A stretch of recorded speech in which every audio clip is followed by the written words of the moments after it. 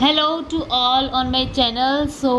जैसा कि आप सब जानते हैं कि हम सब कर रहे हैं एमसीक्यूज़ और एमसीक्यूज़ की इसी सीरीज़ में आपके लिए इम्पॉर्टेंट रहेगा आज का टॉपिक कॉलरिज।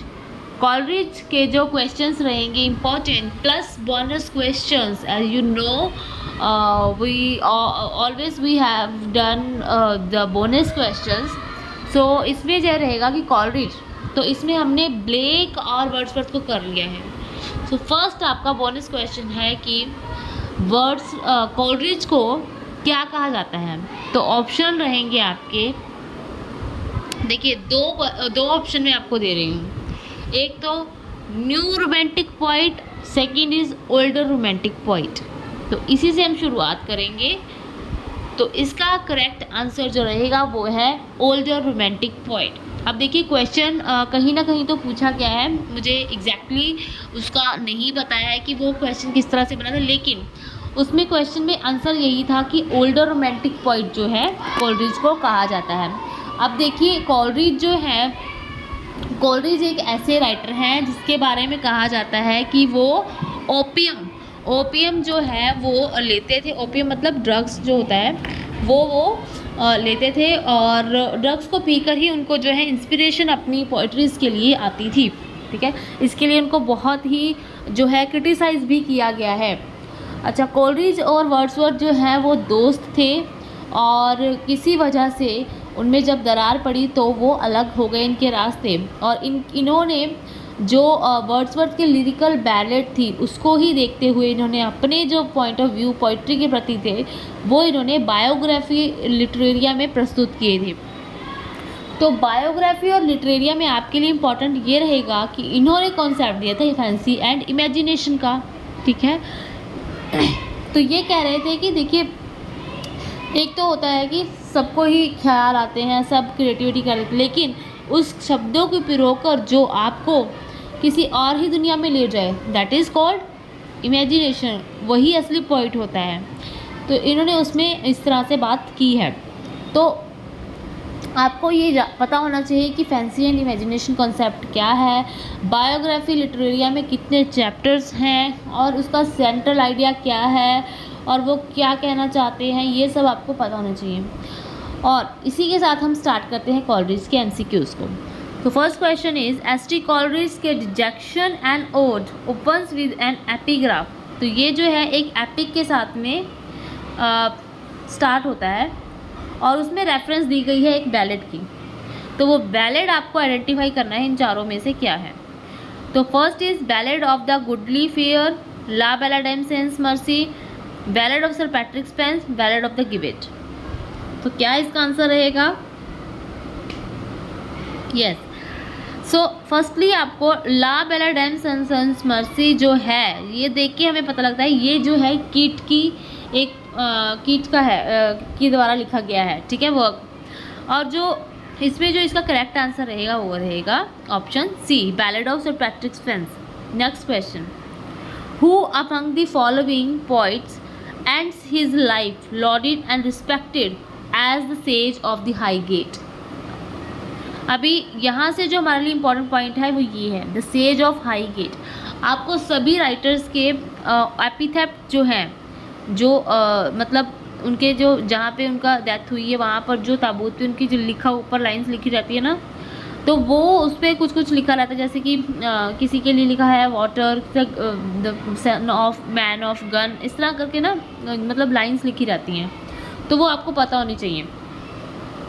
सो इनके लिए द सेज ऑफ हाईगेट लिखा गया है, रोमांटिक पोइट हैं, और किसके लिए लिखा गया है? तो कॉलरिज के लिए लिखा गया है। नेक्स्ट क्वेश्चन, कुबला खान इनकी one of the very famous poem है। अगर पूछा जाए तो उनकी कौन सी सबसे फेमस पोएम है और चार नाम दे दिए जाएँ तो कुबला खान ही वो जो है वो बहुत फेमस है। और इसका एपिग्राफ जो है वो कहाँ से लिया गया है? एपिग्राफ जो है इसका Samuel Purchas his pilgrimage, Hakluyt voyage, the book name the governor, sir Thomas More's Utopia. तो कहाँ से इसका एपिग्राफ लिया गया है? सो इसका करेक्ट आंसर रहेगा Samuel Purchas his pilgrim. Okay, तो ये यहाँ से इंस्पिरेशन लेते हैं।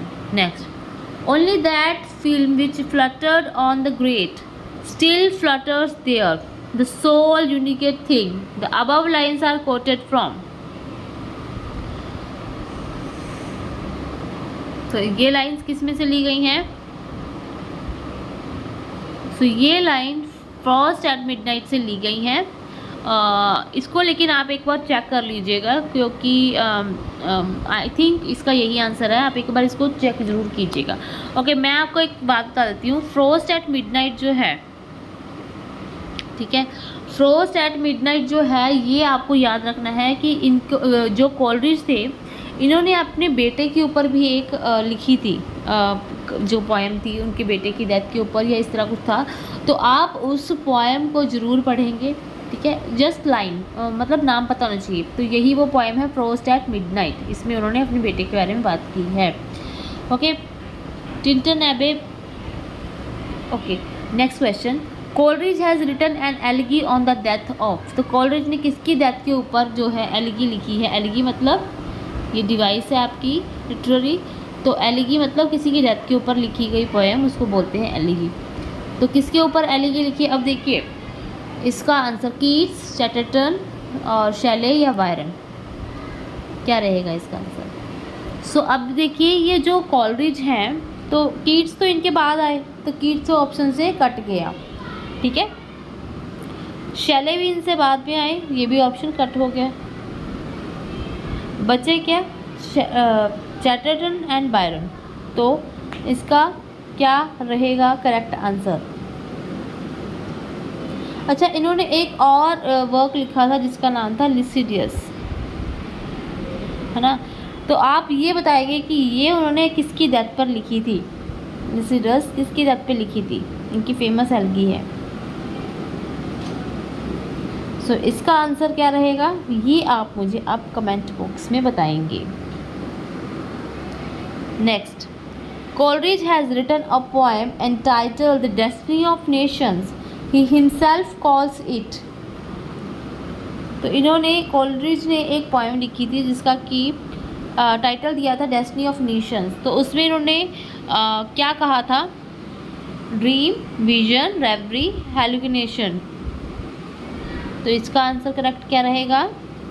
अविजन। इन्होंने उसको अविजन कहा है। Next question, weave a circle round him thrice and close your eyes with holy dread, for he on honey dew hath fed and drunk the milk of paradise. This lines is taken from which of the following? Rime of the ancient mariner, frost at midnight, Christabel, Kubla Khan. तो किस में से ये lines ली गई हैं?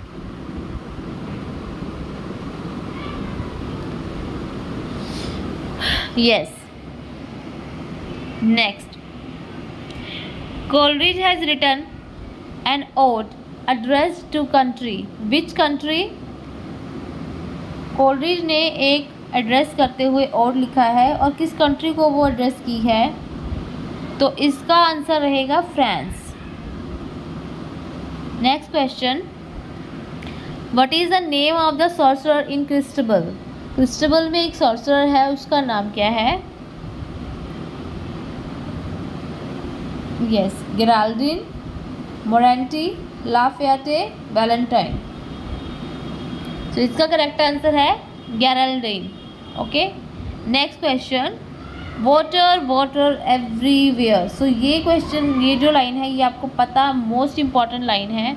और and all the boats did shrink. तो इसका आंसर क्या रहेगा करेक्ट? इनकी बहुत ही फेमस, जिसके बारे में आपको बार बार के क्वेश्चन आते हैं, आपको इस पोएम के बारे में सब कुछ पता होना चाहिए। अभी मैं आपसे इसी में से क्वेश्चन पूछती हूँ 2-4। तो ये पोएम, इसका नाम है rhyme of the ancient mariner. इस पोएम का नाम यही है। इसमें देखिए क्या होता है। अच्छा बताइए, इसमें कौन सा पक्षी है, कौन से पक्षी की बात की जा रही है जो कि जिसको कि मार दिया है? वो क्या नाम था उसका? उसका नाम है एल्बेट्रोस।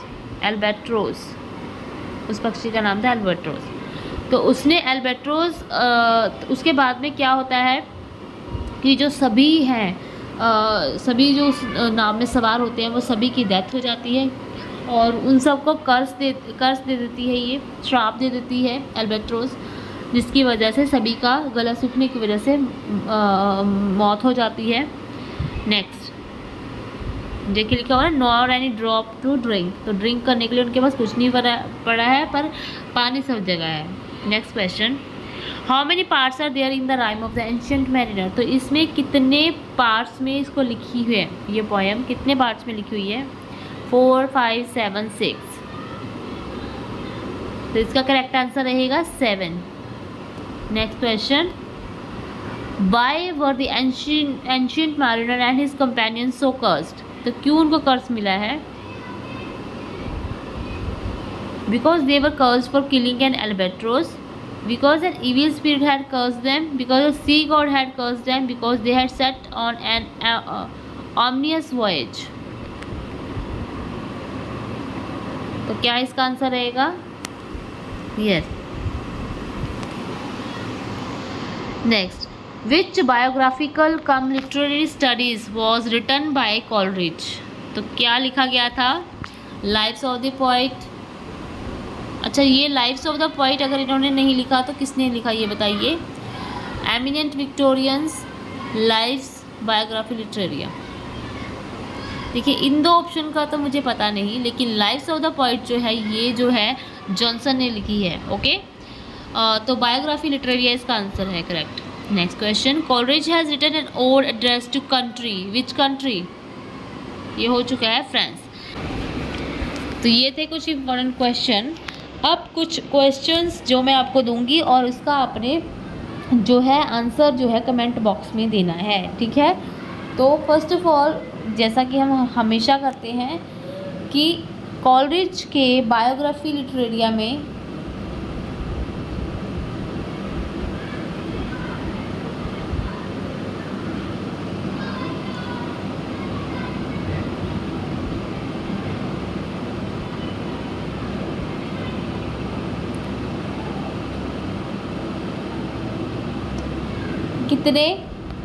कितने जो है कितने पार्ट्स हैं, ठीक है?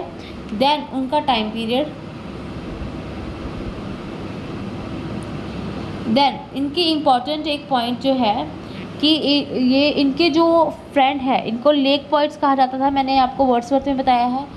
तो इनके जो फ्रेंड थे जिनके ऊपर इन्होंने एलिगी लिखी थी, उनका नाम क्या था? फ्रेंड का जिनके ऊपर इन्होंने एलिगी लिखी थी उनका नाम क्या था? और लेक पोइट्स में जो थर्ड पोइट थे उनका नाम बताना है आपको।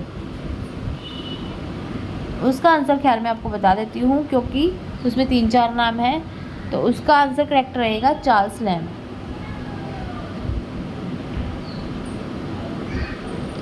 अच्छा, नेक्स्ट क्वेश्चन जो इम्पोर्टेंट रहेगा, इनकी वाइफ का नाम क्या था?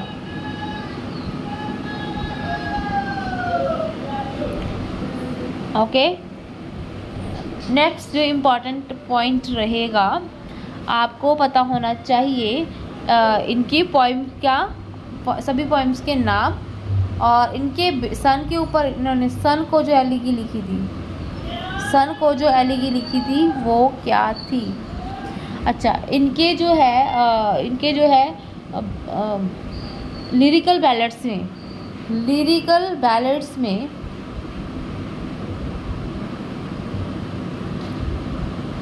कितनी पोएम थी? इनकी कितनी पोएम्स थी? टोटल जो मैं बता देती हूँ आपको 23 थी। उसमें इनकी कंट्रीब्यूशन कौन सी थी और वो पोएम्स के नेम क्या क्या थे, ये आपको पता होना चाहिए। ओके, सो इतना आप करिए। और मुझे लगता है कि आपको इनकी जो rhyme of the ancient mariner है वो और कुबला खान, इन दोनों पोएम्स की आपको समरी अच्छे से पता होनी चाहिए, ठीक है?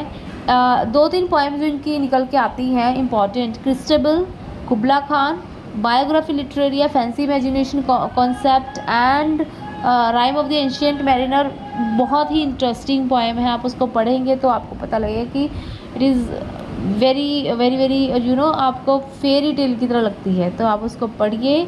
और thank you for watching, share it to the maximum so that they can also gain the benefit of this video. ये सभी क्वेश्चन प्रीवियस ईयर क्वेश्चंस हैं, ठीक है।